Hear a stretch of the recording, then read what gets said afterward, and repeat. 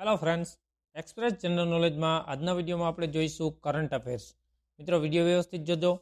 Latest current affairs જે તમામ સ્પર્ધાત્મક પરીક્ષાઓમાં 100% પૂછાઈ શકે એવા કરંટ અફેર્સના અગત્યના MCQ જોઈશું આજના વિડીયોમાં. વિડીયો વ્યવસ્થિત જોજો. લાસ્ટમાં તમારી ટેસ્ટ પણ લેવામાં આવશે. જોઈએ વિડીયોમાં આગળ કરંટ અફેર્સના અગત્યના MCQ. પ્રથમ જોઈએ, તાજેતરમાં યુનેસ્કોની વર્લ્ડ હેરિટેજ સાઇટની યાદીમાં કઈ ભારતીય સાઇટનો સમાવેશ કરવામાં આવ્યો છે? મોસ્ટ આઈમ્પી છે મિત્રો, કરંટ અફેરનો પ્રશ્ન છે કે હાલમાં જ યુનેસ્કો દ્વારા જે વર્લ્ડ હેરિટેજ સાઇટની યાદી બહાર પાડવામાં આવી છે તેમાં કઈ ભારતીય સાઇટ છે કે જેનો સમાવેશ કરવામાં આવ્યો છે?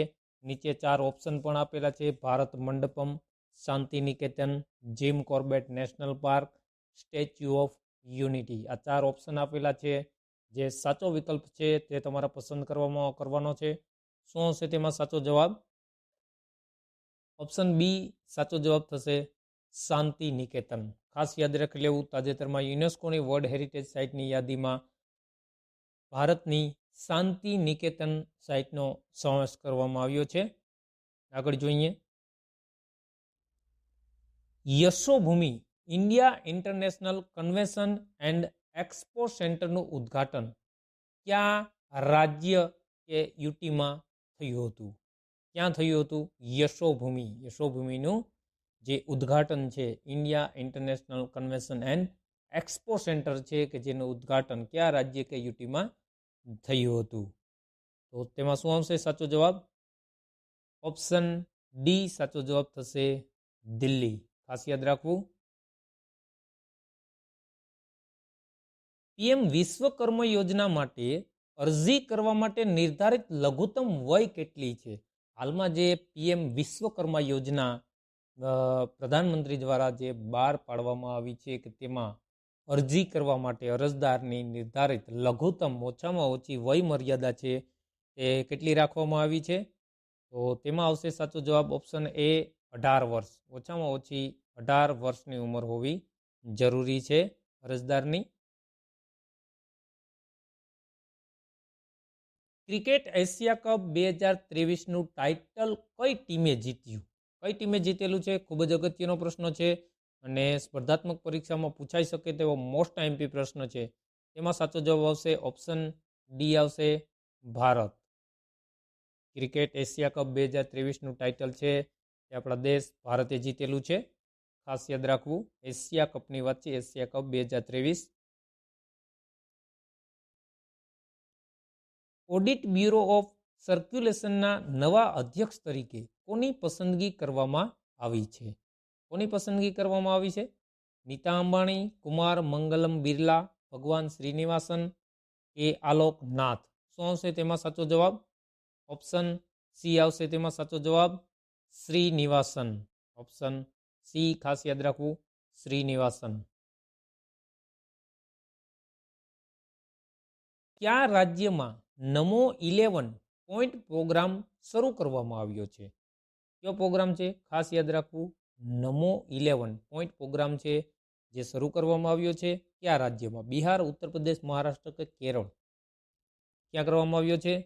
મહારાષ્ટ્રમાં. ઓપ્શન સી સાચો જવાબ થશે અહીં. ખાસ યાદ રાખવું. મિત્રો, વિડીયો પસંદ આવી રહ્યો તો લાઇક, શેર, કોમેન્ટ કરી દેજો. ચેનલ પર નવા હોય તો હમણાં જ સબસ્ક્રાઇબ કરી દેજો. આગળ જોઈએ, મુખ્યમંત્રી લાડલી બ્રહ્મ આવાસ યોજના તે કયા રાજ્યમાં શરૂ કરવામાં આવી છે? ખાસ યાદ રાખવું મિત્રો, ખૂબ જ અગત્યનો પ્રશ્ન છે. મુખ્યમંત્રી લાડલી બ્રહ્મ આવાસ યોજના, આ એક આવાસ યોજનાનું નામ છે જે ચાલુ કરવામાં આવી છે, પરંતુ કયા રાજ્યમાં તેની શરૂઆત કરવામાં આવી છે? મોસ્ટ આઈમ્પી પ્રશ્ન છે. શું આવશે તેમાં સાચો જવાબ? ઓપ્શન સી સાચો જવાબ આવશે તેમાં, મધ્યપ્રદેશ. ખાસ યાદ રાખવું, મધ્યપ્રદેશ. એશિયા કપમાં સૌથી વધુ વિકેટ લેનાર ભારતીય બોલર કોણ બન્યો છે? એશિયા કપની જે સિરીઝ રમાણી હતી તેમાં સૌથી વધુ વિકેટ લેનાર ભારતીય બોલર કોણ બન્યો હતો? અગત્યનો પ્રશ્ન છે. મોસ્ટ આઈમ્પી, કુલદીપ યાદવ, રવિન્દ્ર જાડેજા, જસપ્રીત બુમરાહ કે મોહમ્મદ સિરાજ? શું હશે તેમાં સાચો જવાબ આવશે? રવિન્દ્ર જાડેજા. ઓપ્શન બી આવશે. એશિયા કપમાં સૌથી વધુ વિકેટ લેનાર ખેલાડી ભારતીય બોલર છે રવિન્દ્ર જાડેજા.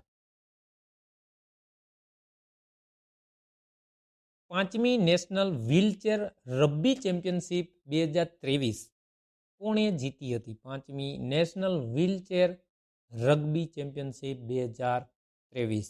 શું આવશે સાચો જવાબ? મહારાષ્ટ્ર, રાજસ્થાન, ઉત્તર પ્રદેશ કે બિહાર? તેમાં આવશે સાચો જવાબ મહારાષ્ટ્ર.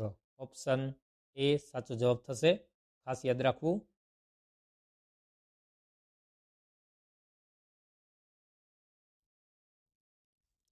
વિશ્વનું સૌથી ઊંચું ફાઇટર એરફિલ્ડ ક્યાં વિકસિત થઈ રહ્યું છે? શું કહેવામાં આવ્યું છે? વિશ્વનું સૌથી ઊંચું ફાઇટર એરફિલ્ડ છે એ ક્યાં વિકસિત થઈ રહ્યું છે? મોસ્ટ આઈએમપી છે મિત્રો. શ્રીનગર, બકુ, કાઠમંડુ કે લદાખ? ઓપ્શન આવશે તેમાં સાચો જવાબ ઓપ્શન ડી લદાખ. ખાસ યાદ રાખવું, ઓપ્શન ડી લદાખ સાચો જવાબ થશે. અહીં ઇન્ડોનેશિયા માસ્ટર્સ 2023માં કયા ખેલાડીએ પુરુષ સિંગલ્સનો ખિતાબ જીત્યો છે? કોણે જીતેલો છે? ઇન્ડોનેશિયા માસ્ટર્સ 2023માં કયા ખેલાડીએ પુરુષ સિંગલ્સનો ખિતાબ જીત્યો છે? કિરણ જોર્જ છે, લક્ષ્ય સેન, કુ તાકાહાશી, પ્રિયાંશુ રાવત? શું આવશે સાચો જવાબ તેમાં?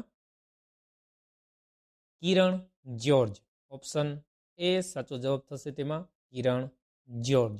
ખાસ યાદ રાખવું. યુએસ ઓપન 2023 મહિલા સિંગલ્સનું ટાઇટલ કોણે જીત્યું છે? યુએસ ઓપન 2023નું મહિલા સિંગલ્સનું ટાઇટલ જીતનાર કોણ હતા? એરિના સબલેન્કા, એરિન રાઉટલિપ, કોકો ગોફ કે ગેબ્રિએલા ડાબ્રોવસ્કી? શું આવશે સાચો જવાબ તેમાં? ઓપ્શન સી આવશે સાચો જવાબ કોકો ગોફ. મોસ્ટ આઈએમપી છે, ખાસ યાદ રાખવું મિત્રો. કોકો ગોફ કે જેઓ યુએસ ઓપન 2023 મહિલા સિંગલ્સનું ટાઇટલ જીત્યું છે તેમણે, કોકો ગોફ. વર્ષ 2022 માટે શાંતિ સ્વરૂપ ભટનાગર એવોર્ડ માટે કેટલા વૈજ્ઞાનિકોની પસંદગી કરવામાં આવી છે?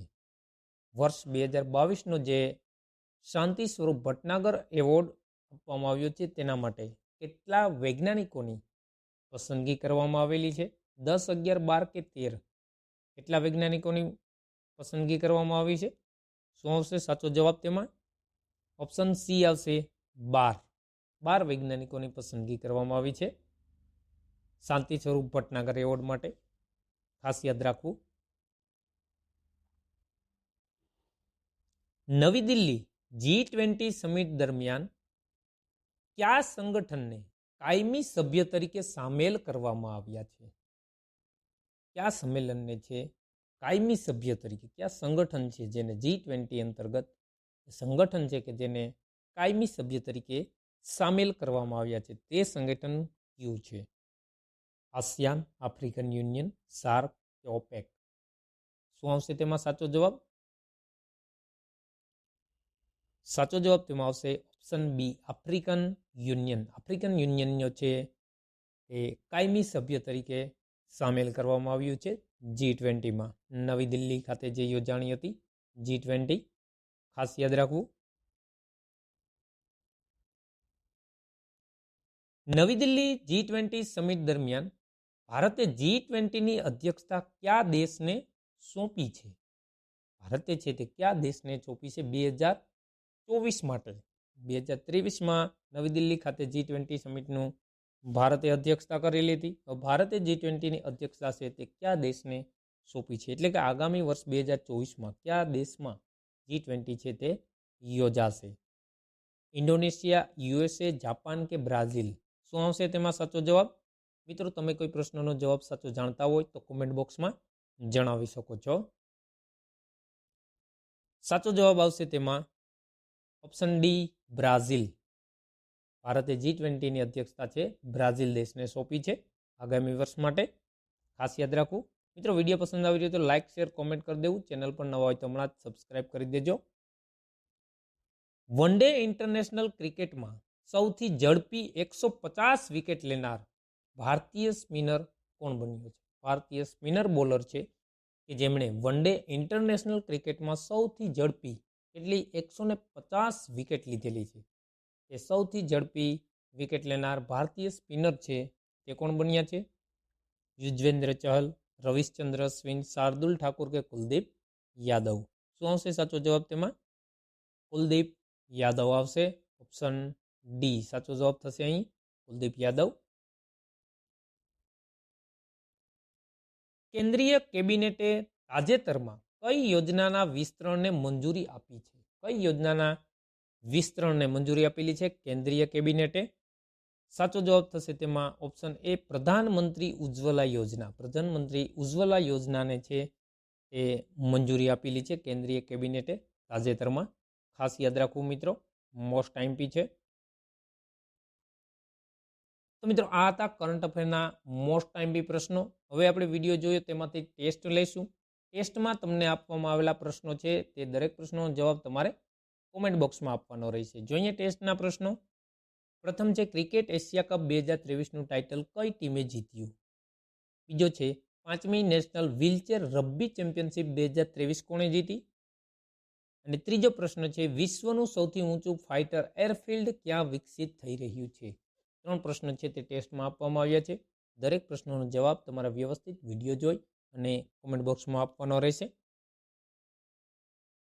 ટેસ્ટ આપવાથી મિત્રો તમે તમારું નોલેજ ચકાસી શકો છો કે વિડીયો જોયા દરમિયાન તમને કેટલું યાદ રહ્યું છે. તો મિત્રો આ હતા લેટેસ્ટ કરંટ અફેર્સના 2023ના મોસ્ટ આઈમ્પી પ્રશ્નો કે જે આવનારી દરેક સ્પર્ધાત્મક પરીક્ષામાં 100% ઉપયોગી રહેશે. મિત્રો વિડીયો પસંદ આવ્યો હોય તો લાઇક કરજો, શેર કરજો, કોમેન્ટ કરી દેજો અને ચેનલ સબસ્ક્રાઇબ કરવાની બાકી હોય હમણાં જ સબસ્ક્રાઇબ કરી બાજુમાં આપેલ બેલ આઇકન પ્રેસ કરો જેથી કરીને આવા જ નવા વિડીયોની માહિતી તમને મળતી રહે. Thank you for watching my video.